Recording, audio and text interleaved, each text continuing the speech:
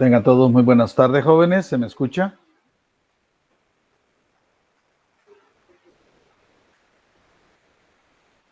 Sí se escucha, Lick. Bueno, bien. El día de hoy vamos a continuar con los temas, desarrollando temas, y tenemos el desarrollo de los temas de la ética de la relación médico-paciente, que es por dos compañeros. Espero que se hayan puesto de acuerdo, si no solamente será Gabriel, ¿eh? Así que, Gabriel, ¿estás listo? Sí, Lick. Ok, muchachos, no olviden poner su chat. Sí, dime, Gabriel. Solo he tenido una consulta. Sí. ¿Hablo de los aspectos legales o no? Todos. Todos. Los aspectos legales son bien importantes. Ahora con las demandas de ¿cómo se llama? Negligencia médica y todo eso, es bueno conocerlo, Gabriel. Bueno, ¿sabe? Ok. No olviden poner su nombre en el chat, ¿verdad? Para que tengamos ese control de asistencia. Ahorita solo tengo 11 que están inscritos. Espero que los demás se vayan colocando poco a poco.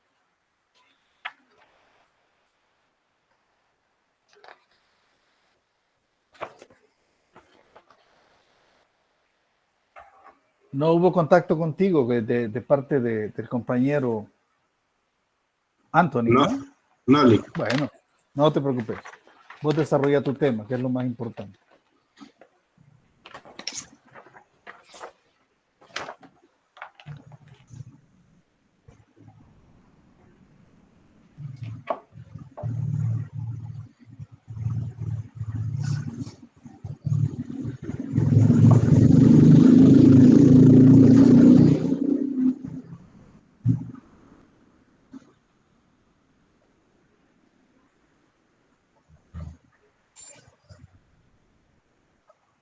Ya se ve. Todavía no.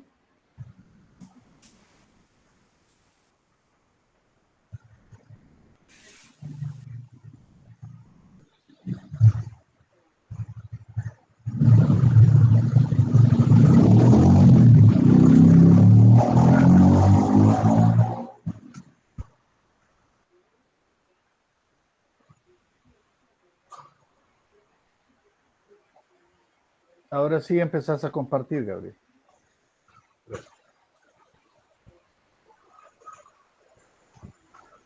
Bueno, tengan todos muy buenas tardes. Licenciado y compañeros, este día me toca hablar sobre la ética de la relación médico-paciente. Y para empezar, tenemos que dentro de las relaciones humanas, la relación médico-paciente es una de las más complejas e intensas, ya que tanto paciente como médico dependen mutuamente del saber del otro. En el caso del médico, del padecimiento por el cual el paciente llega, eh, para completar así su historia clínica, y el paciente de los conocimientos del médico, que es lo que le ayudará a resolver su problema, de su deseo de sanar y de su compromiso en el proceso terapéutico. Es una interacción entre personas que tiene su origen en el quehacer clínico y que constituye el núcleo fundamental de la medicina. Este vínculo ha sido conceptualizado desde el punto de vista legal como un contrato. Generalmente no es escrito, pero se sustenta entre las dos personas, que son libres de iniciar o romper esta relación en la medida que el paciente no sea abandonado. Sin embargo, hay que entender que esta relación, más que legal, se basa en la ética y la deontología, es decir, en los valores que estos dos sujetos han aprendido a lo largo de su vida. Y esto es uno de los nexos más antiguos que ha existido entre la filosofía y la medicina. Y vamos a entender la ética, que a diferencia de la moral, que solo se basa en las normas y en los valores de la sociedad, la ética es una disciplina filosófica que estudia el bien y el mal y sus relaciones con la moral y el comportamiento humano de una manera crítica y analítica. La ética se conoce también como un conjunto de costumbres y normas que dirigen o valoran el comportamiento humano en una comunidad. Estudia la conducta humana, lo correcto y lo incorrecto, lo bueno y lo malo, lo moral, lo buen vivir, la virtud, la felicidad y el deber. Ciencia y ética. La ciencia como rama del conocimiento humano se rige por valores de verdad o error, no de bien ni mal como es la ética. La ciencia es verdadera o es falsa, no es ni buena ni mala. Esta no persigue valores éticos, sino epistemológicos, científicos en sentido estricto. Y su finalidad es el conocimiento adecuado y correcto. La ética médica como rama de la ética se ocupa de promover los principios éticos que regulan la actividad de la medicina, para que siempre prevalezca una actuación correcta de los profesionales de la salud en relación a los pacientes que tratan. La ética constituye un conjunto de costumbres y normas que dirigen o valoran perdón, el comportamiento humano. En el caso específico de nuestra profesión, esta nos acompaña a lo largo de nuestra vida y siempre de la mano de los valores personales y la conciencia moral. En pocas palabras, la ética médica se encarga de regular todos los valores como médico para conseguir un tratamiento o una terapéutica adecuada para el paciente. Como médicos nos orienta nuestra conducta hacia la ejecución del acto médico correcto, propiciando el logro de un estándar ideal y de excelencia en la relación médico-paciente, que es el eje vertebral del quehacer diario. El juramento hipocrático implica un sentido de compromiso que al médico establece consigo mismo y con su propia comunidad, y una obligación infranqueable y indeclinable que permite el ejercicio de la medicina. Las viejas y venerables fórmulas de comportamiento profesional derivadas de la ética hipocrática evolucionada se resumen en curar a veces, mejorar frecuentemente, pero consolar siempre. Se refiere a que no en todos los casos vamos a poder, por decirlo así, solucionar o curar una enfermedad, pero como médicos tenemos la responsabilidad moral de consolar siempre al paciente. Por ética, Gabriel, te vamos a dar unos segunditos. Anda, toma agua, hijo, tranquilo. Te está afectando bastante.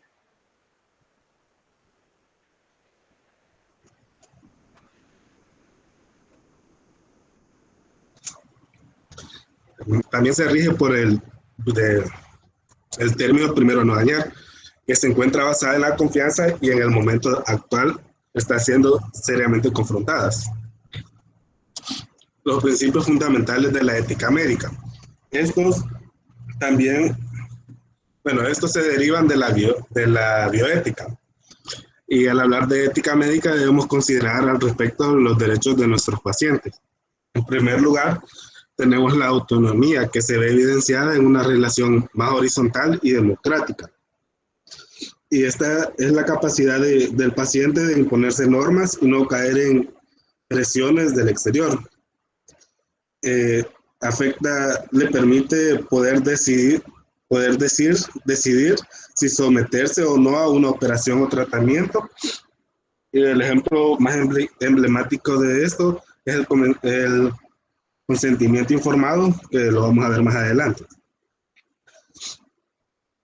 También actuar médico con beneficencia y no maleficencia, con calidad y seguridad en la atención. Por beneficencia vamos a implicar el accionar en beneficio de los otros siempre,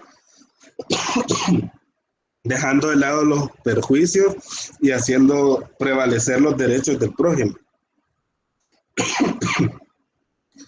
Al paciente, al desconocer la medicina, el médico está obligado a actuar de la mejor manera para procurarle su bien. La no maleficencia implica la abstención de aquellas acciones que puedan provocar daños directos o perjudicar de alguna manera al paciente.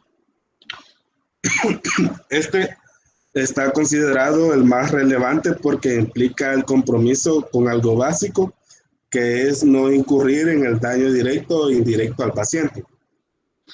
Y la justicia con una distribución adecuada de las condiciones necesarias para lograr la salud, siendo el médico sujeto a sanción si actuase con negligencia, imprudencia o ignorancia.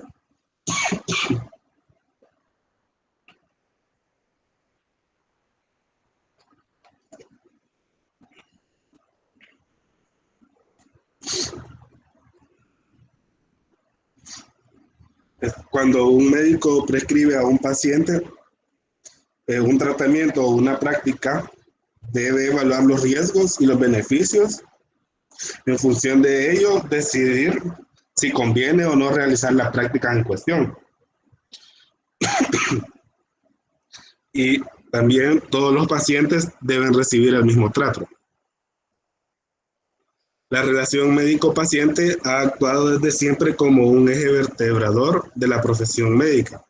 Esta relación congrega poderosas fuerzas humanas, que en pocas palabras serían valores: la fe, la confianza, la esperanza, la fortaleza moral o la aceptación de la adversidad como fenómeno mental. En los últimos tiempos la medicina se ha transformado más que en cualquier época. Por ello, la relación médica ha sufrido cambios sustanciales, pero sin perder su carácter de fundamento, el acto médico. La relación médico-paciente juega un papel realmente importante en la práctica médica, ya que es fundamental para ofrecer una asistencia médica de alta calidad en el diagnóstico, tratamiento de la enfermedad. La relación entre médico y su paciente es una de las bases de la ética médica contemporánea. Por ejemplo, la mayoría de las facultades de medicina enseñan a sus estudiantes desde los inicios, antes de que comiencen a recibir instrucción práctica asistencial, a tener una relación profesional con sus pacientes, contemplando su dignidad y respetando su privacidad. Bueno, esto lo podemos ver en el caso de nosotros, que llevamos 2 materias, si no me equivoco, en las cuales se nos enseña cómo debemos comportarnos con el paciente y cuáles son los límites que tenemos que respetar con ellos mismos.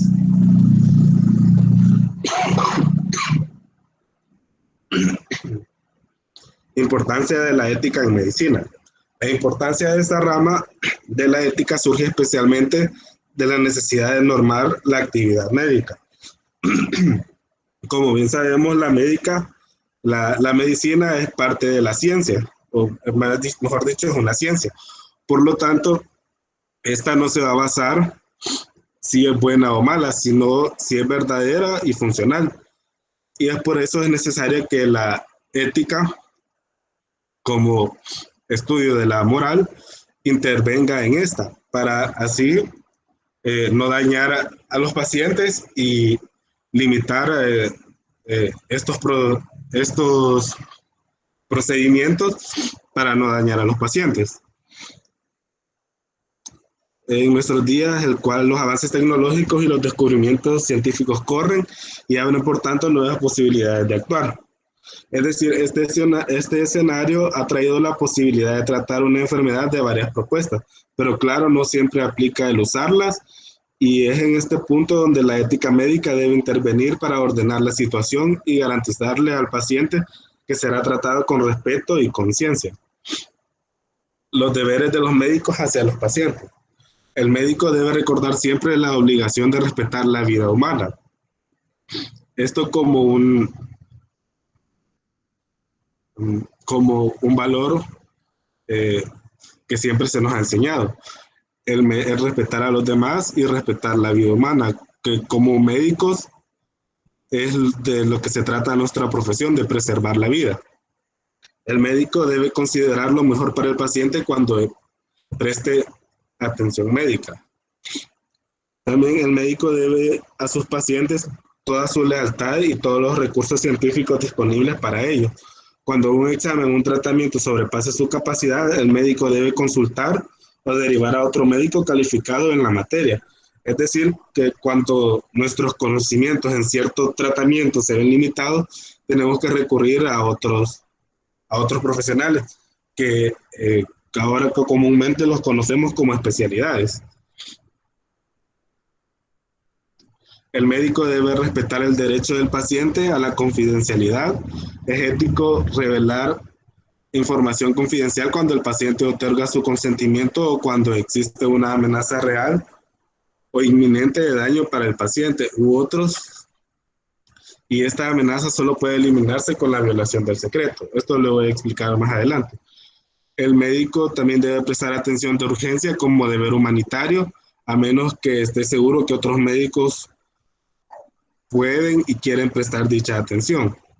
En situaciones cuando represente a terceros, asegurarse que el paciente conozca cabalmente la situación a la que enfrenta. Y el médico no debe tener relaciones sexuales con los pacientes actuales ni ninguna otra relación abusiva o de explotación. El secreto profesional. Esta obligación ética que tiene el médico de no divulgar ni posibilitar que se conozca la información que directa o indirectamente obtenga durante su actividad profesional sobre la salud y la vida del paciente o la de su familia. Este concepto se extiende a los estudiantes de medicina, personal administrativo, enfermeras y tecnólogos médicos. La revelación del secreto profesional. Este puede revelarse con o sin consentimiento del paciente cuando se busca el bien del propio paciente para beneficio de la familia. En caso de la atención de un menor, por ejemplo en la gestación, y en beneficio de la sociedad por motivos de notificación obligatoria. Ejemplo de enfermedades infectocontagiosas como la malaria, el dengue o el VIH. Que esto básicamente se tiene que notificar porque si, digamos, hay un paciente con una de estas patologías y básicamente nadie se sabe que él la presenta, si regresa, por decirlo así, a su vivienda, puede seguir infectando a más personas y a esto se convierte en epidemias y todas esas cosas. Sumarle el COVID ahora, ¿no? ¿Perdón? Que le sumes el COVID ahora también a este Sí, tipo el de... COVID también. Sí, esto no se tiene que quedar así. Bueno, para esto no aplica el secreto profesional porque esto pone en riesgo la vida de más personas, heridos o lesionados a la autoridad policial o por solicitud del Poder Judicial. Esto básicamente se podría considerar cuando son privados de libertad. El consentimiento informado se basa en dos principios fundamentales: la capacidad técnica del médico y el consentimiento informado del paciente. El consentimiento informado se da cuando el paciente acepta o rehúsa la acción médica luego de entender una información, considerar las más importantes alternativas y ser capaz de comunicar la decisión. A esto lo podríamos llamar como el principio de autonomía, que el paciente decide si se somete o no al tratamiento que el médico está recomendando.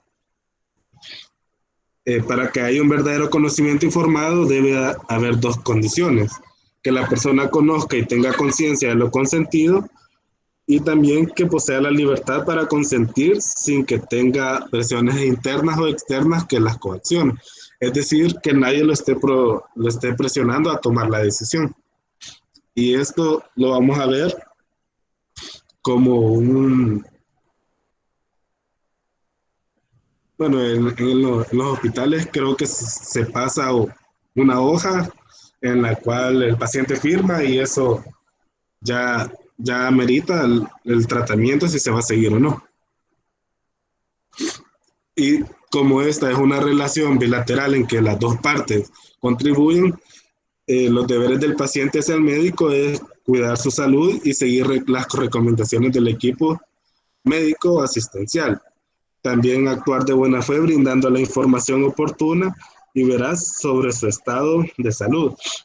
Porque esto es comúnmente que pasa, que los pacientes niegan lo que nos han la información que han brindado a los médicos para su tratamiento y al final a veces resultan en demanda y, eh, y no es necesariamente la culpa del médico, sino que es el paciente quien no ha brindado toda la información de lo que está pasando en su cuerpo.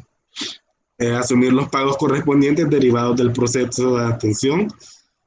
El paciente también, si ya como consumidor de este servicio, también tiene que comprender que esto tiene su costo, pero tampoco el médico tiene que sobrepasar los límites que el paciente pueda pagar. Tratar con respeto a todo el personal involucrado en su proceso de atención en salud y otros pacientes, y dar un buen uso de las instalaciones, equipos, recursos de atención en salud, cumpliendo con las normas institucionales y reportar oportunamente situaciones que pongan en riesgo su salud.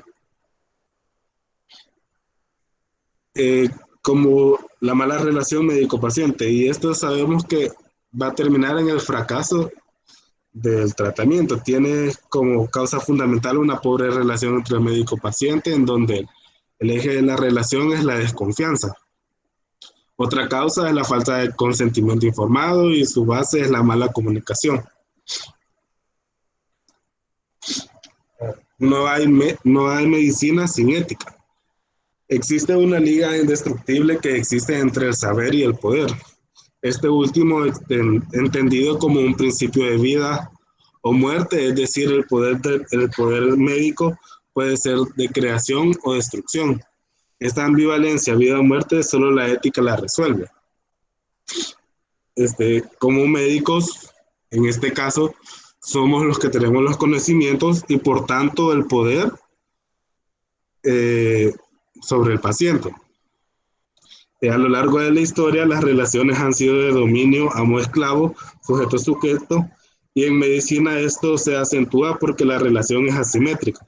Por definición, existe una natural desventaja y dependencia del paciente con respecto al médico. Aunado a esto, persiste el hecho de que la enfermedad es una situación límite entre nuestra propia condición y ante la muerte. Hecho que nos confronta en el sentido de que el hombre sobrepasa su naturaleza biológica. Al ser un individuo de carácter moral, cultural e histórico, es decir, trascendemos del aspecto biológico, pero la enfermedad nos recuerda este aspecto.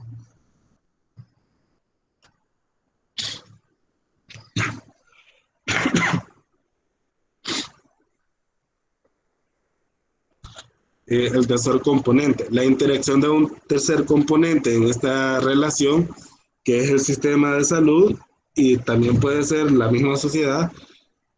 Este factor interactúa al brindar mayores recursos diagnósticos o no al médico, lo que influye en la confianza y la calidad de atención brindada, si bien esto no debiese ser componentemente fundamental en este vínculo. El modelo de mercado en donde el intercambio de compra-venta permanece incluido en la visión del paciente se ha modificado al solicitar estudios de laboratorio y gabinete que le brinden una tranquilidad falsa por costo elevado, lo cual ha propiciado una mala práctica que tiene como finalidad evitar la demanda.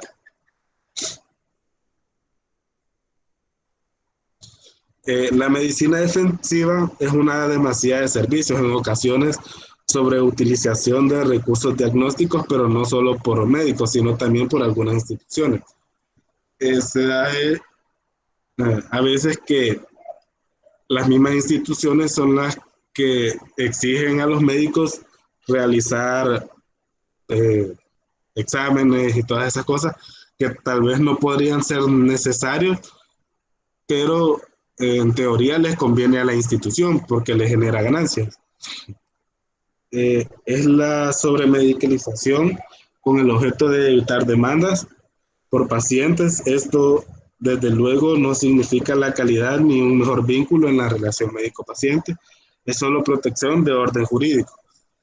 A veces también se da esto que dejan algunos pacientes que quedan inconformes con el trato que le han dado los médicos, tal vez estos por evitarles que gasten más dinero, pero los pacientes no quedan conformes. Algunos dicen, ni me examinó, ni nada, y muchas veces no es tan necesario hacer eso, porque algunas patologías son evidentes.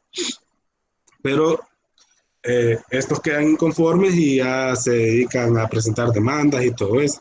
Entonces, la medicina defensiva básicamente en eso se basa, en que con tal de evitar demandas, el médico o la institución imponen estos exámenes de laboratorio. La práctica médica, muchas veces el equipo médico enfrenta situaciones que no son fáciles de resolver. La escasez de recursos, altos costos de la tecnología, quién merece más una cama de cuidados intensivos, reanimar o no a un recién nacido gravemente enfermo, comunicar un diagnóstico ominoso al paciente o a su familia. Son apenas unos pocos ejemplos de la dificultad a la que nos referimos. En el caso de la clínica, es aquí donde la reflexión ética y el conocimiento bioético general se tornan indispensables para zanjar estos dilemas. La ética en la práctica médica se trata, bueno, contribuye a esto, a tomar la mejor decisión en estas situaciones. El reto desde la perspectiva del médico es retornar al estudio integral, objetivo, analítico y crítico que permita identificar a la persona como humano íntegro. Recordemos que la definición de la salud de la OMS habla que esta es el bienestar biopsicosocial y no solo la ausencia de enfermedad como en el modelo biomédico.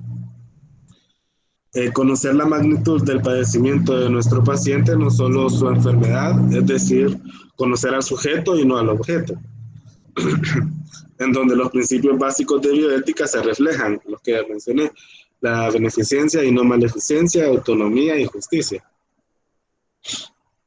El reto económico se encuentra en la disminución de costos. La medicina defensiva aumenta un costo que por sí mismo resulta elevado, jugando un papel fundamental en el hecho de que la relación médico-paciente está basada en la confianza, por lo que el conocer al paciente me permite solicitar lo que necesito para llegar al diagnóstico y no más que eso. Con una buena confianza se forja una buena relación con el paciente y ya tenemos esa capacidad de solicitar o conocer qué tratamiento puede seguir él y qué se puede costear. El reto de la aceptabilidad y consentimiento relaciona al médico con el paciente desde los ángulos de su libertad, responsabilidad y dignidad, que consiste en la aceptación y participación del paciente en las propuestas del médico. El tratamiento de una enfermedad debe ser totalmente impersonal por parte del médico y el cuidado del paciente es totalmente personal. Y aquí están los aspectos legales. La malpraxis se define como la omisión por parte del médico de prestar apropiadamente los servicios que está obligado en su relación profesional con su paciente. Omisión que da como resultado cierto perjuicio a este, o también cuando el médico, a través de un acto propio de su actividad y en relación causal y con culpa, produce un daño determinado en la salud de un individuo. Algunos ejemplos son un defectuoso examen del paciente, errores groseros de diagnóstico y tratamiento, daños causados por un uso indebido o en mal estado de objetos, aparatos o instrumental y medicamentos. La omisión de pautas esenciales para el diagnóstico de una enfermedad y la falta de control hacia los auxiliares del médico y los daños que los mismos puedan culposamente ocasionar. Y los tipos de responsabilidad médica. La responsabilidad civil, que esto deriva de la obligación de reparar económicamente los daños ocasionados a la víctima. La responsabilidad penal surge del interés del Estado y de los particulares interesados en sostener la armonía jurídica y el orden público, por lo que las sanciones, las penas son las que impone el Código Penal, que puede ser de prisión, reclusión, multa o inhabilitación del médico. La culpa médica se puede presentar en tres formas. Dolo, cuando hay una intención deliberada, es decir, cuando la previsión del resultado como seguro no detiene al autor.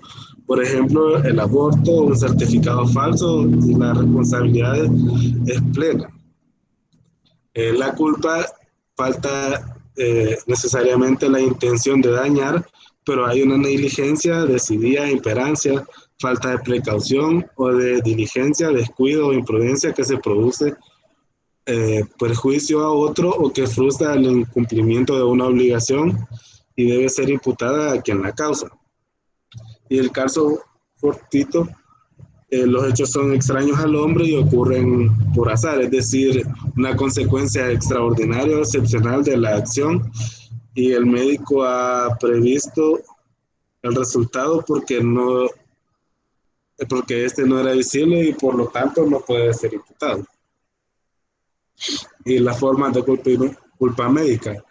La imperancia es la falta total o parcial de conocimientos técnicos, experiencia o habilidad en el ejercicio de la medicina. La imperancia y las terapéuticas peligrosas.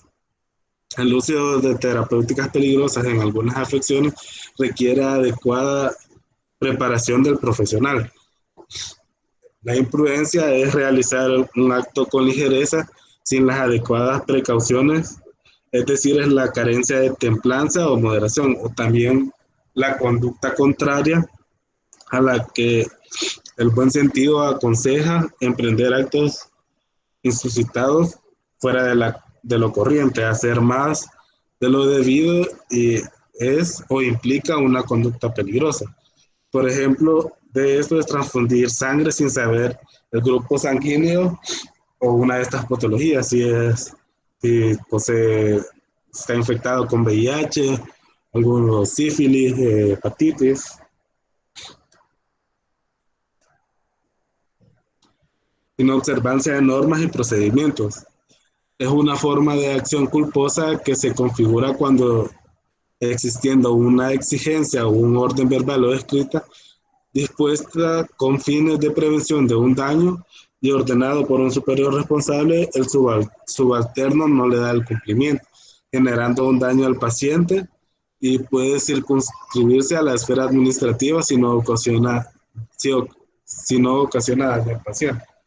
Por ejemplo, está la omisión o defecto en la confección de la historia clínica, realizar el interno o residente actos no autorizados o sin la debida supervisión, recitar productos milagrosos no autorizados, abandonar el centro laboral sin autorización, abandono de guardia, no obtener la autorización del paciente o familiares en casos quirúrgicos, no fiscalizar las tareas del personal auxiliar que deben cumplir con las indicaciones dadas por el médico. La negligencia, que es el descuido, omisión o falta de aplicación o diligencia en la ejecución de un acto médico, es decir, la carencia de atención durante el ejercicio médico y puede configurar un defecto o una omisión o un hacer menos, dejar de hacer o hacer lo que no se debe. Por ejemplo, no informar al paciente o familiares sobre su enfermedad o pronóstico, abandonar al enfermo, la guardia, la emergencia o huelga, negarse a atender a un paciente en caso de emergencia y no esperar en casos graves el relevo por otro médico.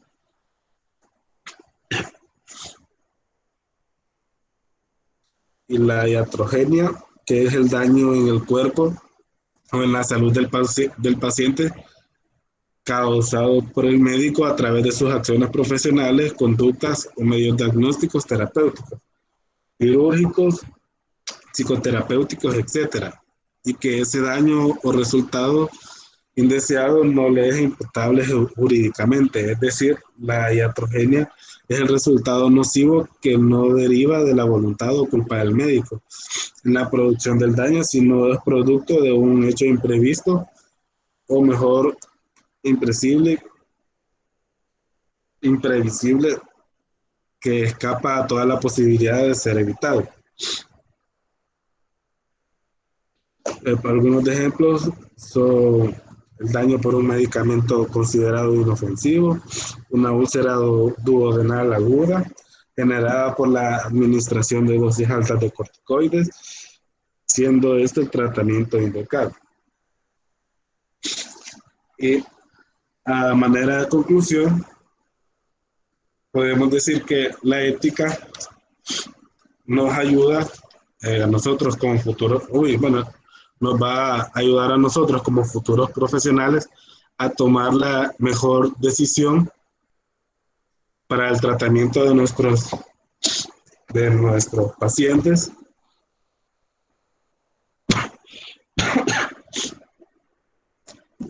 que siempre se debe considerar no dañar al paciente, sino que brindarle la mejor atención que podamos. Gracias, eso sería todo. Gracias, te agradecemos mucho, Gabriel. Muy buena información. Dicen que en guerra anunciada no hay muertos, ¿verdad? Y eso es bien interesante. Eso es una cuestión, una máxima que uno debe de tomar en cuenta, en el sentido, pues, de que si yo ya conozco cuáles son los pros y los contras de algo, debo de saber discernir y tomar decisiones en su momento dado. Se dice que la ética sirve para conocer y valorar el significado de la dignidad personal, de la libertad, del bien y de la verdad. Eso se aplica a toda la vida, ¿no? Eso se aplica para todo, no solamente en la rama de la medicina, de la psicología, no, hasta en la vida personal, ¿eh? También podemos decir que debemos de consolidar ciertos hábitos de conducta en los cuales, de esa conducta moral que nosotros tenemos que observar hacia nuestros pacientes, ¿no? Debemos de tomar y retomar que si hacer las cosas correctamente, hacer las cosas como se debe, eso también me ayuda a mí para planificar mi vida. Pues yo si voy a ser un buen profesional, voy a ser un profesional completo. Según la Organización Mundial de la Salud, dice que la ética es un sistema, está firmemente comprometida con los principios éticos siguientes. Lo dice la OMS, ¿no? La integridad, el comportarse de acuerdo con los principios éticos y actuar de buena fe, honestidad intelectual y equidad. Lo menciona la OMS. Además, la OMS también da unos principios éticos generales que uno debería de seguir como profesional de cualquier cosa, ¿no? No solamente en la salud. Primero debe existir un compromiso. Si yo estoy dentro como profesional de la salud y mi objetivo es proporcionarle bienestar a las personas, quitarles el sufrimiento, o sea, como dije, cualquier cosa, debo de hacerlo, como tiene que ser, ¿eh? Yo siempre he dicho, y esta es una máxima que quiero que ustedes retomen y que la guarden la guarden en su maleta para cuando les sirva, ¿no? Hacer siempre lo que les toca, oiga bien esto, hacer siempre lo que les toca y un poquito más. Ese poquito más es para su propia satisfacción personal, ¿ya? Esa es una cuestión que funciona muy bien en la vida, ¿no? Yo por lo menos siempre he trabajado bajo esa premisa de hacer lo que me toca y un poquito más. Y ese poquito más es para mi satisfacción personal, ¿eh? Yo me siento bien después cuando yo he dado más de lo que tenía que dar, ¿eh? De lo que estoy obligado a dar, ¿eh? Sino que yo tengo mis límites como profesional de la salud y digo, hasta aquí llego. No, puedo llegar más todavía, si yo quiero, ¿eh? Y eso ya va para mi satisfacción personal. Otra cuestión que me llama mucho la atención y que se está repitiendo a cada rato, miren muchachos, métanse en la cabeza las 3C, no se les olvide eso. Comunicación, buena comunicación con el paciente para evitar cualquier malentendido, ¿no? Comprender la situación del paciente, meterse en los zapatos de él, ¿no? Pensar como él, tratar la manera de entenderlo mejor. Y la otra cuestión, y lo decía muy bien Gabriel, es la confianza. La confianza es bien importante. Otro de los principios éticos generales que menciona la OMS también es la integridad. Ustedes tienen que ser íntegros, tanto como en su vida personal como en su vida profesional. Además de eso, otro de ellos es la transparencia. Hay que tener transparencia en lo que se hace. No hagamos cosas malas que parezcan buenas, ni que hagamos cosas buenas que parezcan malas. Hagamos las cosas como tiene que ser, ¿verdad? Tener también mucha tolerancia cero contra la corrupción, ¿verdad? No dejarse tentar por ese virus de la corrupción, ¿verdad?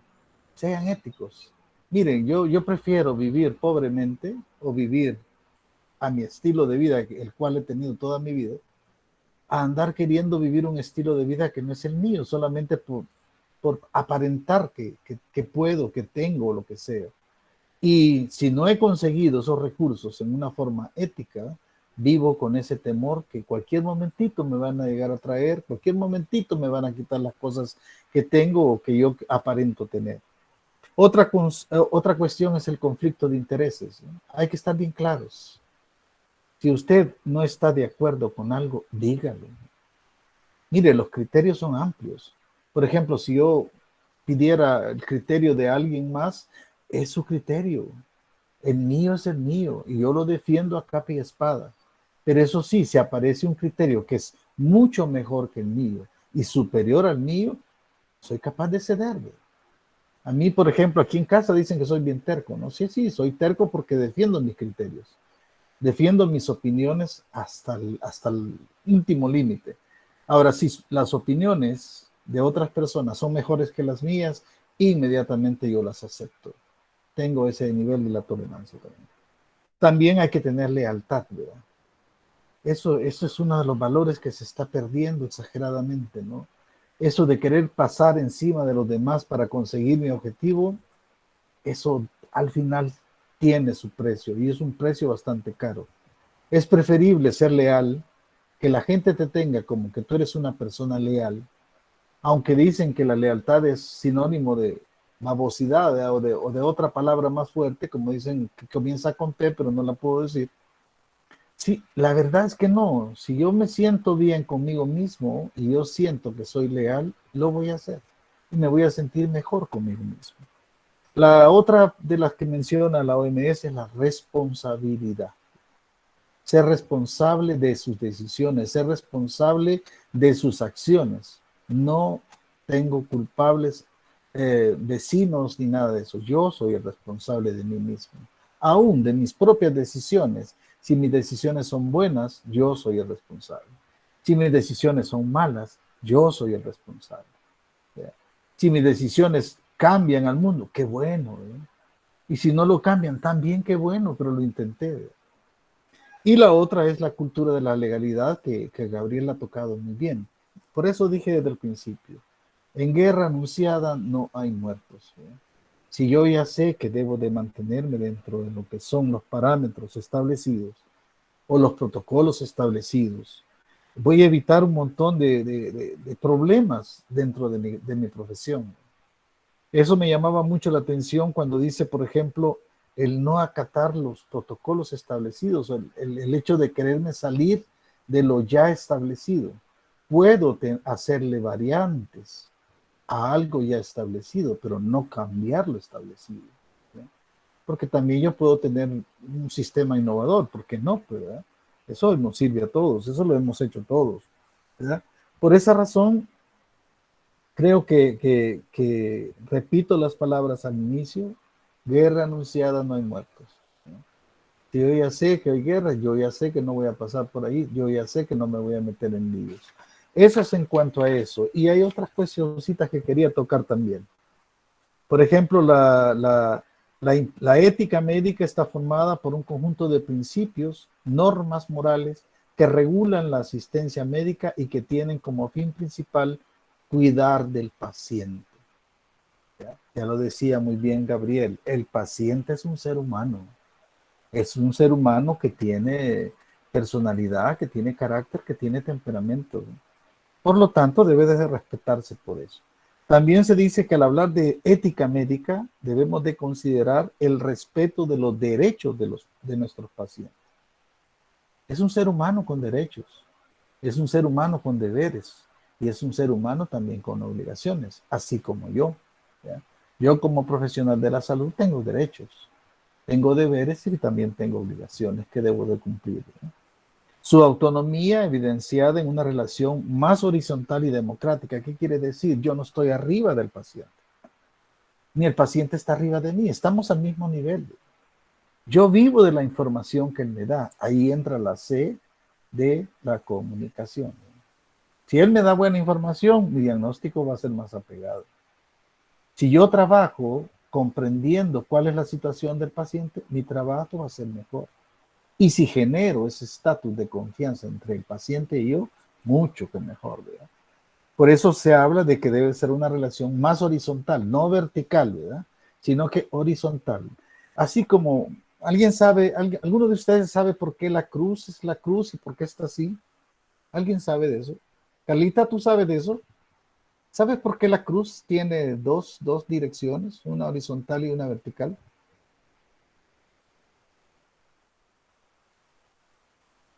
Carlita, Carlita Elizabeth. Pues no sé, Deli, quizás ¿Tú crees que antojadizamente pusieron los palitos así? no, Ah, tiene un entonces, significado. tiene un Ah, significado, yo así creo es. que quizás porque representando los brazos del Señor, podría Puede ser. ser, ¿eh? Así es, puede ser. ¿Y Antonia qué dice de eso? Pues me imagino que debe de estar quizás relacionado con la persinación, creo que se dice, del padre. Ahí hace una forma de cruz también, incluso. También, así es. ¿Eh? Alejandra Daniela, ¿por qué será que la cruz es así?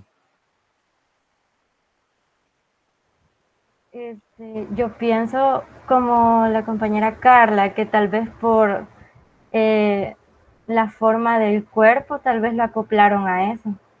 También, es otra opinión. Ana Gloria. No sé, Lick, nunca me había preguntado por qué significaba o por qué estaba así. Es bien sencillo, miren. La parte horizontal significa que es para todos. ¿Sí? Y la parte vertical dice que va directamente hacia Dios. ¿Sí? Por esa razón está así la cruz. ¿Sí? Y así debe de ser. Es lo que está diciendo aquí. La relación de la ética con el paciente tiene que ser horizontal, igual para todos. Y directamente, pues.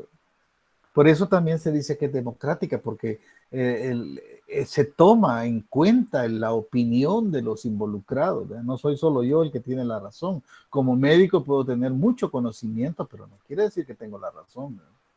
Hay cosas que también se pueden discutir. Y lo que mencionaba Gabriel, y me pareció muy interesante, la beneficencia y la maleficencia. Hay que tener bien claro esos dos conceptos, ¿no? También se debe de hablar con que hay que dar una ética de calidad y de seguridad en la atención y la justicia. Eso es bien importante. ¿verdad? Bien, muy bien. Estuvo muy bonito el tema. Gabriel, te felicito, te fajaste. Pusiste los puntitos sobre las IES y eso es bien importante. ¿verdad? Lamento mucho que no estés bien de salud, pero ya te vas a sentir mejor. Ya te quitaste la presión de este volado. Bien, continuamos entonces con la compañera que sigue, que nos va a hablar sobre el contexto sociocultural.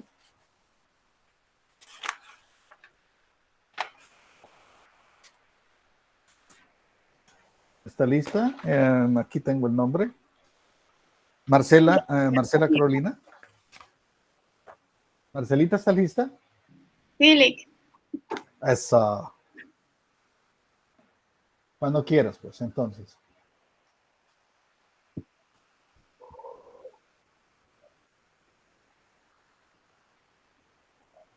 Ok, ahí estás presentando, solo ponerla en pantalla completa. Bueno, buenas tardes, licenciado y compañeros. El tema que a mí me corresponde es el contexto sociocultural. Y el contexto hace referencia al entorno social y cultural en el que se crece y vive una persona y la influencia que éste ejerce en sus ideas y comportamientos. Dentro de este concepto se incluyen los aspectos históricos, políticos, económicos, educativos, religiosos, éticos y estéticos presentes en su comunidad en un espacio y tiempo determinado. Bueno, contexto lo definimos por un entorno físico, simbólico o de situación en el que se considera un hecho, porque el mismo va a aludir a un espacio y un tiempo determinado que sirve para enmarcar y ambientar un suceso. Con social nos referimos a todo aquello perteneciente o relativo a una sociedad entendida como el conjunto de individuos que comparten una historia, tradiciones y que conviven bajo las mismas normas. Y con cultural es a todos los modos de vida, costumbres, conocimientos y grado de desarrollo artístico, científico de alguna época o un grupo específico. También abarca a los grupos con que el individuo interactúa, como por ejemplo su familia, sus amistades, vecinos, entre otras personas, así como también incluye las costumbres, los conocimientos, progreso artístico, científico, en la cual la persona se pueda desarrollar. Entre los aspectos socioculturales, se trata de un conjunto de actividades realizadas por los integrantes de una sociedad. Estas actividades se llevan a cabo con la finalidad de lograr una mayor participación social, así como también para ayudar a que progrese su comunidad a nivel social y cultural. Bueno, en esta parte el contexto sociocultural suele tener un fuerte impacto en las conductas y los pensamientos de una persona, ya que éstas irán forjando sus códigos, normas, sus prácticas o sus tradiciones. Por ejemplo, en la mayoría de los casos, cuando una persona crece en un entorno social y cultural problemático, un entorno vulnerable, sus posibilidades de adaptación y de progreso serán menores. Por lo contrario, cuando lo hace en un ambiente fuerte, seguro y acomodado, las oportunidades de tener un desarrollo próspero y saludable aumentan. Entre los elementos presentes en el contexto sociocultural existen diferentes factores que influyen en el crecimiento y desarrollo de una persona. Entre los más principales se encuentran la familia, los amigos, la escuela y la religión. También tenemos la clase social, que los factores sociales y económicos son los determinantes a la hora de diferenciar y agrupar a los individuos de una población en diferentes clases sociales. No solo se tiene en cuenta el nivel de renta y la ocupación laboral, hay muchas condicionantes que pueden influir a la hora de realizar la división por clase. Bueno, en el nivel socioeconómico debemos de tener en cuenta que tanto la familia como de la comunidad en la que uno vive o con la que se relacione juegan un papel muy determinante en este aspecto, pues cada clase social ofrece oportunidades diferentes relacionadas con el empleo, los ingresos, la educación, la seguridad, incluso las prestaciones básicas. En la imagen de la derecha podemos observar que hay tres clases. Está la clase alta, clase media y clase baja. En la clase alta podemos diferenciar que sus individuos siempre cuentan con un nivel alto, un nivel adquisitivo y generalmente mayor a un nivel formativo y educacional. En la clase media, se puede decir que es como de las sociedades más amplias, pues sus integrantes a menudo cuentan con niveles promedio en cuanto al aspecto educativo. Y la clase baja, pues esta se caracteriza por individuos de escasas posibilidades de contar con una vivienda que sea propia. La cultura, el idioma, las costumbres, las tradiciones El contexto histórico y político presentes en la comunidad inciden en el desarrollo del individuo y en su manera de actuar y de pensar. Bueno, la cultura siempre va a interferir porque es un conjunto de bienes materiales y espirituales de un grupo social que va de generación en generación a fin de poder orientar las prácticas individuales y colectivas. La cultura nos influye en la lengua, en los procesos, en los modos de vida, en las costumbres, tradiciones, hábitos, entre otras muchas cosas. Y la función de la cultura siempre será garantizar la supervivencia y facilitar la adaptación de los sujetos en el entorno. Pues cada cultura siempre encarnará con una visión del mundo como respuesta a la realidad en la que uno vive. No existe, por lo tanto, ningún grupo social carente de cultura o inculto. Lo que sí existe son diferentes culturas y dentro de estas diferentes grupos culturales. La familia, para sus miembros, es el grupo humano en que vive, satisfacen y desarrollan complejos procesos materiales y afectivos, estrechamente relacionados, donde adquieren hábitos de conducta, normas de vida, valores. Por esto resulta una institución mediadora entre la sociedad y el individuo, con una potencialidad educativa que la escuela y el resto de las instituciones sociales no pueden desestimar. Bueno, en este caso sabemos que los padres y los hermanos siempre serán nuestro primer entorno, siempre serán el primer entorno de una persona, pues los conceptos, comportamientos y las costumbres que se adquieren en la primera infancia son las que crean la base de una personalidad. La situación sociopolítica hace referencia a todo aquello que se origine o tenga una connotación que agrupa a lo social con lo político. Representa el cruce de dos ciencias, la sociología y la política, estudiando así los fenómenos, aplicaciones y estructura de la política. De este modo, la sociopolítica evalúa y mide la influencia o el impacto que tiene la política en la sociedad, incluso en cualquier aspecto o suceso que sea de índole político. Sobre el ámbito político, se puede decir que existen muchas naciones donde sus ciudadanos tienen poco interés en la política, pues asumen solo su deber de ser un buen ciudadano y hacer valer sus derechos. Mientras que por lo contrario, en otros casos, ya sea por crisis económica o cualquier otro hecho de suma importancia para el país, genera que el ciudadano y la sociedad en conjunto tengan una atención mayor hacia la política.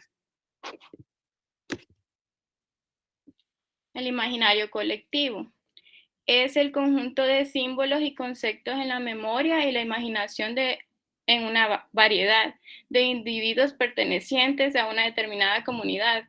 La toma de conciencia de todas esas personas al compartir estos símbolos refuerza el sentido de comunidad.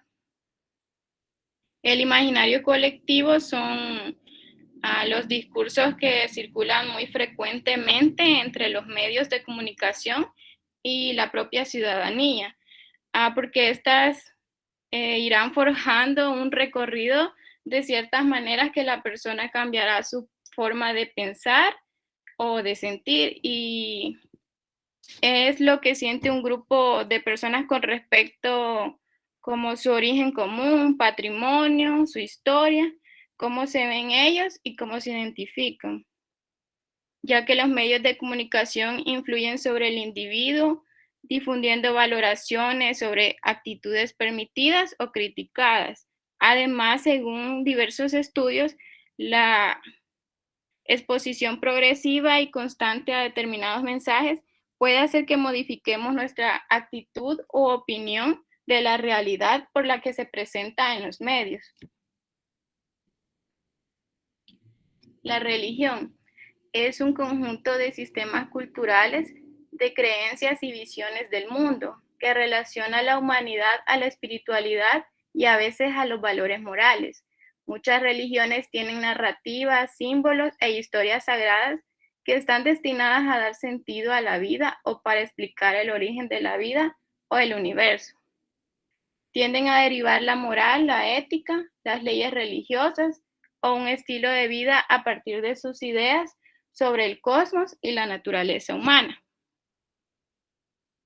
Bueno, en las religiones y en los sistemas de creencia de nuestro medio siempre tendrán una gran influencia sobre nuestra identidad porque independientemente si nos consideramos religiosos, espirituales o no, al mismo tiempo otras partes de nuestra identidad, nuestra historia o nuestras religiones siempre serán considerados diferentes, ya que éstas influenciarán en la interpretación que hagamos de la religión o de un sistema de creencias.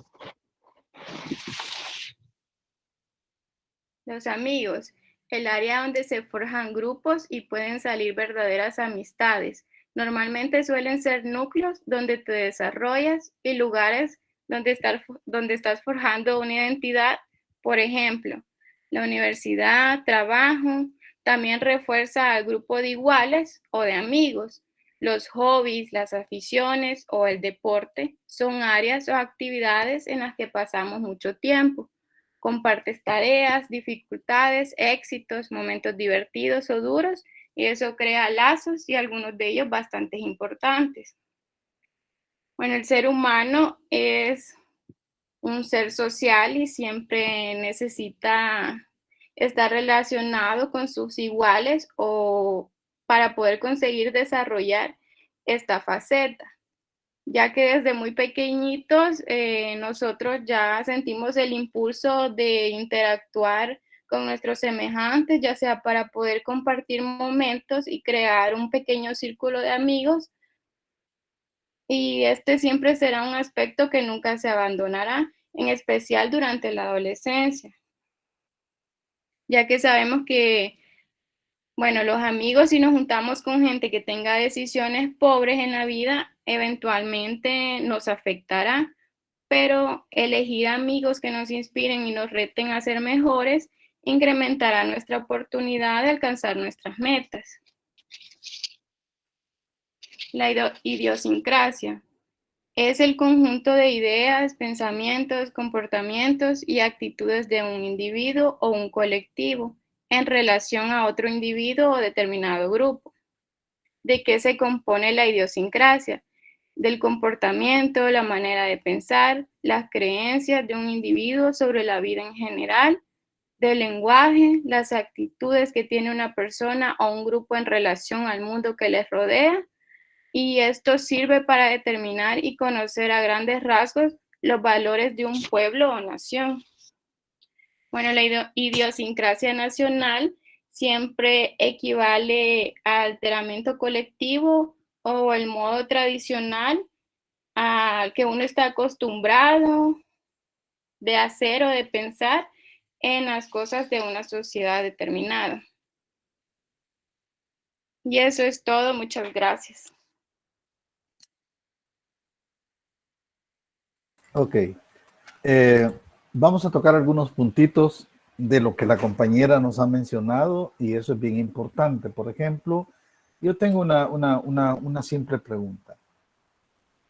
Quisiera que cualquiera la conteste o dé su opinión. No es necesario tener la razón o no tener la razón. Por ejemplo, ¿qué importancia tiene el contexto sociocultural sobre la salud de las personas? Esa es una pregunta bien sencilla. Por ejemplo, cuando yo hablo de contexto sociocultural, estoy hablando también de valores socioculturales y hablo de el respeto por las tradiciones, en qué puede afectar a la aplicación de salud, el patriotismo, el amor a la familia, la religión, en qué la religión puede afectar a la aplicabilidad de la salud de las personas, por ejemplo, a la paz, la igualdad, la verdad, la libertad, ¿verdad? Estas son actividades, esos son algunos de los valores socioculturales que nosotros tenemos, ¿no? La idiosincrasia que estabas mencionando, ¿no? que es bien, bien fuerte acá. Por ejemplo, el hecho de qué clase de sociedad tenemos nosotros. Si tenemos una sociedad sana o tenemos una sociedad enferma. Si tenemos una sociedad sana, es aquella que nos permite a nosotros desarrollarnos como profesionales, como personas, como seres humanos. Pero una sociedad enferma, no nos permiten esas cosas. ¿Por qué razón? Porque hay un montón de factores que lo obstaculizan. Por ejemplo, la delincuencia, la violencia, la guerra, lo que sea, ¿no? Por eso, ¿qué clase de sociedad tenemos en El Salvador? Si somos una sociedad sana o somos una sociedad enferma. Cuando se habla de las clases sociales, ¿tenemos marcado todo eso? Por ejemplo, a mí me enseñaron desde hace miles de años que existe la clase alta, la clase media y la clase baja. Y que esas son las tres divisiones. Sí, cómo no, pero ahora ya existe la clase alta y la clase alta baja. ¿Verdad? Existe la clase media alta y la clase media baja. Y existe la clase baja y la super baja, ¿verdad? Porque hay pobreza de pobreza, ¿verdad?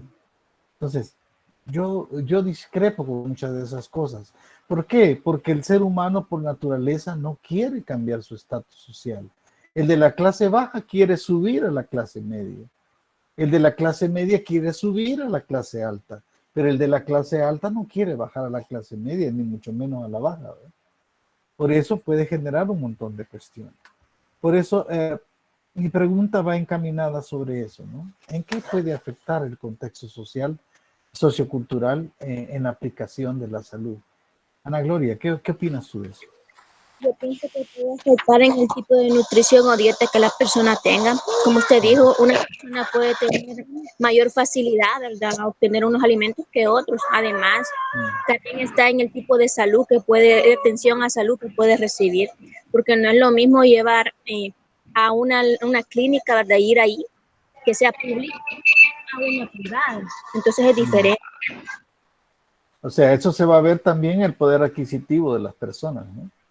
Por ejemplo, vaya, tú como médico le puedes recetar los mejores medicamentos del mundo, pero eso tiene un costo. Entonces, ¿qué tienes que hacer? Carlita, ¿qué piensas de eso? O Ana Gloria, si quieres cerrar tu participación, no hay problema.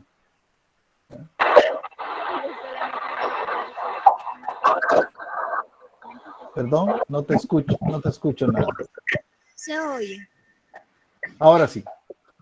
No, yo solo que, como usted dice, hay medicamentos que son más costosos, pero tienen mayor eficiencia. Por eso es que cuando uno va a dar la consulta, uno pide una lista al laboratorio de los medicamentos que uno puede recetar. Entonces ahí hay algunos que son más económicos, por eso estaba pensando. A veces hay una gran diferencia entre el nombre comercial y el otro nombre, ¿cómo es que se llama? Tiene un nombre, ¿verdad? Genérico, ¿verdad?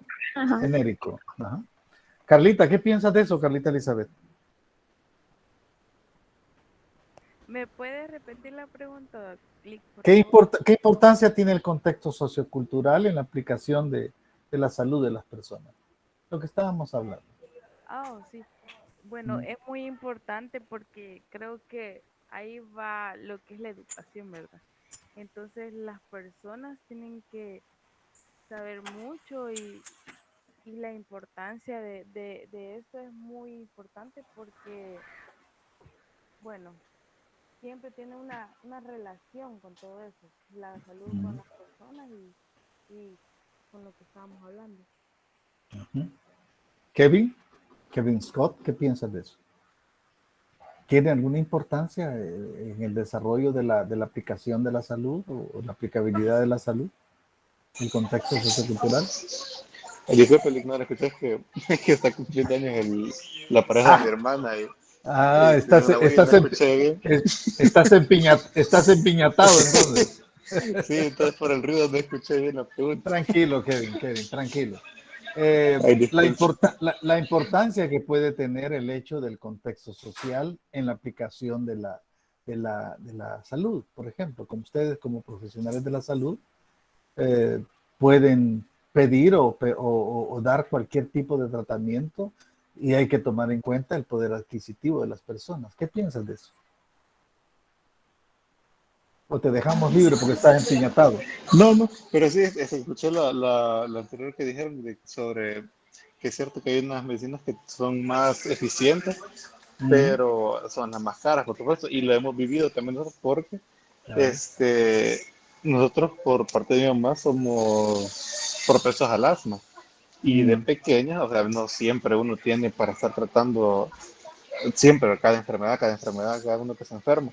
Entonces, de pequeños tuvimos esa dificultad de que si nos enfermamos, teníamos que ir a buscar la más baratita porque, o sea, no íbamos a estar cada 2 meses, ¿verdad? Claro. Adquiriendo un spray carísimo, ¿verdad? Pero como eso es conveniente para ellos, ¿verdad? No es solo que el problema es uno, ¿verdad? Pero si alguien receta, bueno, eso se lo digo sin darle contexto también, que nosotros tenemos como ella es maestra, nos dan parte del seguro de ella a nosotros, ¿verdad? Entonces, el descuento del medicamento caro les sale mejor a ellos que el descuento de un medicamento barato, ¿verdad? Entonces, lo primero que hacían siempre al ir al médico era dejar la receta del medicamento más caro, porque ha reflejado eso mira, yo receté esto, ¿verdad? Entonces, ahí viene el beneficio para las personas, ¿verdad? Y eso también afecta bastante porque los que no tienen escrúpulos, ¿va? Para ellos siempre ven eso, ¿va? Que lo más caro es lo que van a recetar o una operación cara porque les conviene. Y no se ponen a pensar ellos en la dificultad que tienen algunas personas que llegan ahí a la consulta, ¿verdad? O aún cuando tú vas al servicio público y te dan la receta y te dicen en la farmacia no hay. Y tenés que ir a buscarlo. Pues. Es que todo en las unidades de salud, por mi sobrinito, a él le ha pasado también que, mire, no hay de esta, pero hay de esta otra, esta es más cara. Sí. Ajá. Ahí estamos. Antonia Carolina, ¿qué piensas de lo que estamos hablando? Quiero oír sus opiniones, eso es bien importante.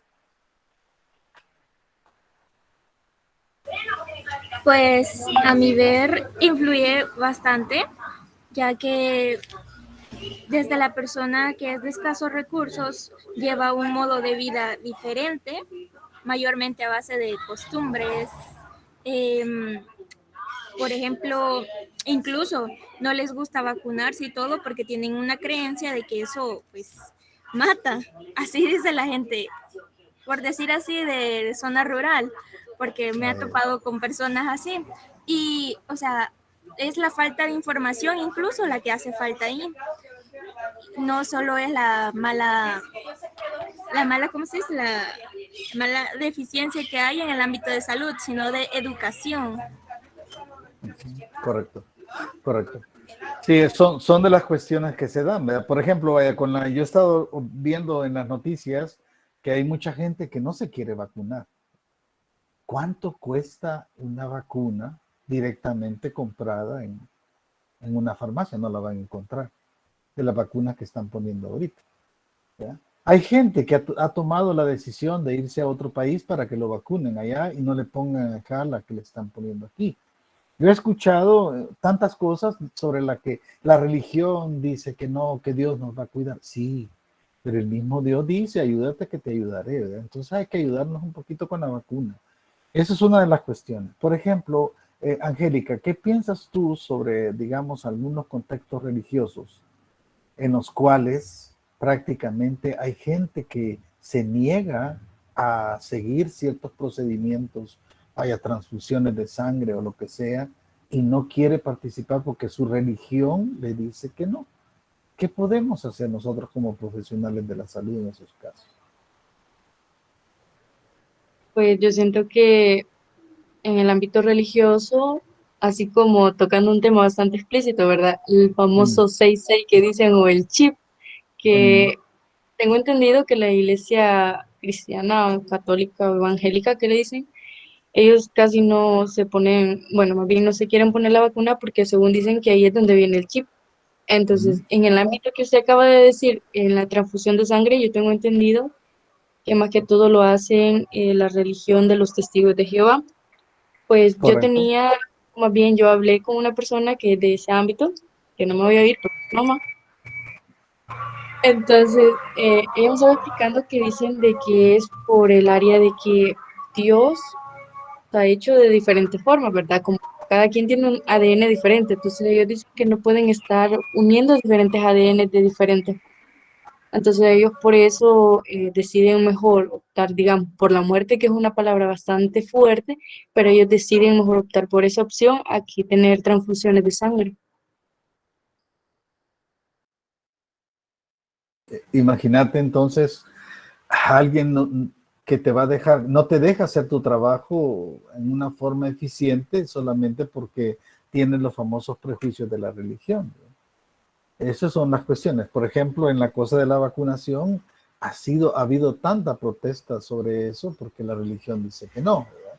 Que dice que la religión dice que le están metiendo el chip, que esto y lo otro, no sé de qué chip hablan, pero la verdad es que dicen que la mejor de todas las vacunas es aquella que se pone, entonces hay que ponérselas, pues, ¿verdad? Porque realmente si yo me quiero inmunizar un poco, va a ser así. Andrea Lisset, ¿qué piensas de eso?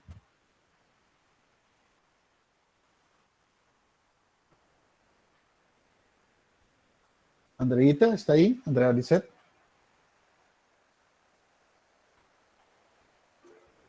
Fernando Javier.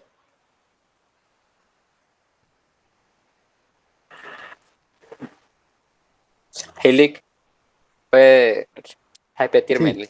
la pregunta porque ando muy mal de Inter? No, que está mal de Inter, pero por la Sí. ubicación del lugar donde estás, ¿verdad? El problema es el siguiente. ¿Qué piensas tú de qué importancia tiene el contexto social en la aplicación de la salud?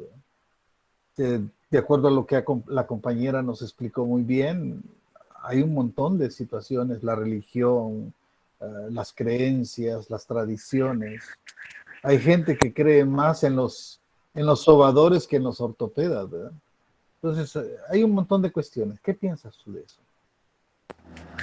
Pues yo creo que influye mucho porque, o sea, hablando así de la religión, ¿verdad?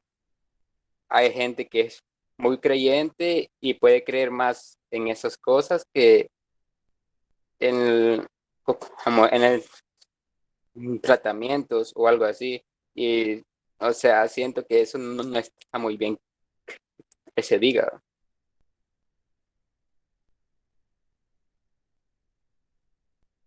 Imagínense que uno ha escuchado tantas cosas para un pediatra, por ejemplo, que tenga su especialidad en pediatría, de repente le llevan un niño que dicen que está empachado, ¿verdad?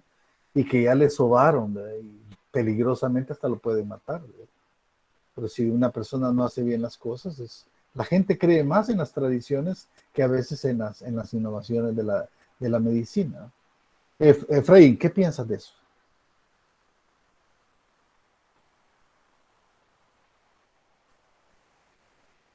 José Efraín.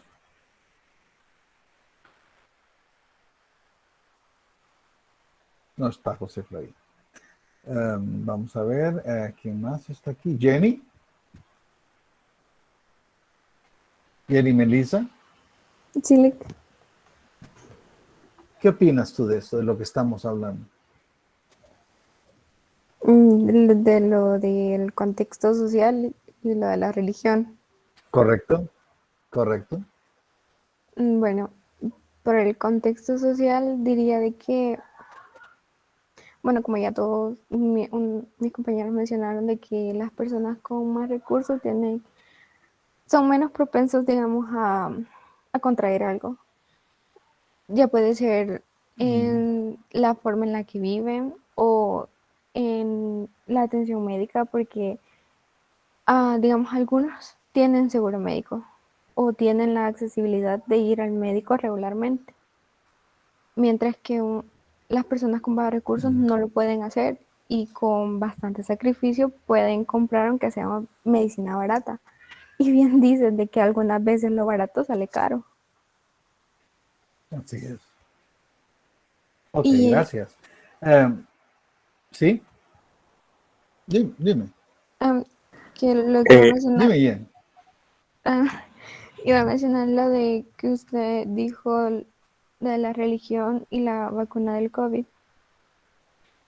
Este, Sí, yo conozco un caso de que una persona que es, bueno, la familia es cristiana evangélica, no se quiere poner la vacuna por eso, porque dicen de que les pueden transmitir algo o es para disminuir la población. Entonces, de nosotros le decimos de que es necesario ponérsela. No nos va a hacer de que nos evite contagiarnos, pero sí nos va a disminuir los síntomas de todo eso. Ajá. Hace miles de años, cuando yo estaba pequeño, nos daban a nosotros mucha ayuda de la cuestión aquella del programa de Alianza para el Progreso, que venía de los Estados Unidos. Y decía la gente en ese momento, una de las cosas que decían era que los Estados Unidos lo que estaban buscando a través de esos alimentos ya traían un componente en el cual iban a esterilizar prácticamente a miles de personas en este país para evitar la sobrepoblación en este país. Y yo creo que no funcionó porque realmente hemos crecido exageradamente en población, ¿no? Eso es una de las cuestiones que a veces se generan un montón de rumores. Efraín, ya está Efraín otra vez. Vamos a ver, contanos, ¿qué pensás? Sí estaba. Ya estaba. No, que básicamente el contexto o la posición social a veces colaboran para que las personas no tengan el conocimiento y por ignorancia sean susceptibles a tener creencias incorrectas y eso afecta al desarrollo de la salud. Yo quería escuchar tu opinión por la cuestión de tu relación con la Cruz Roja, ¿no? Y el lugar que tú prácticamente es fuera de Santa Ana y es un lugar más pequeño, pero quieras o no, afecta mucho. La gente no acepta un montón de cosas, ¿verdad? ¿Te has tenido esa experiencia, Efraín? De que pase algo, que alguien se niegue. No.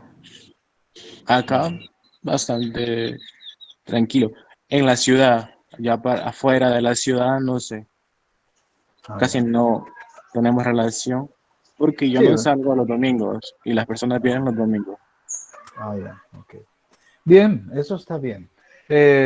Vamos a llegar hasta ahí, jóvenes. Realmente los temas han sido fabulosos, han sido bien ilustrativos y bien enriquecedores, ¿verdad?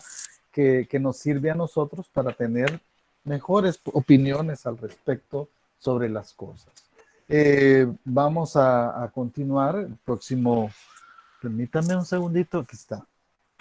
Vamos a continuar el próximo martes, donde ya tendríamos un tema un poquito más fuerte y más encañonado que le va a tocar a Antonia, que ya es hablar sobre la enfermedad y el padecimiento, ¿no? Esos son temas bien fuertes.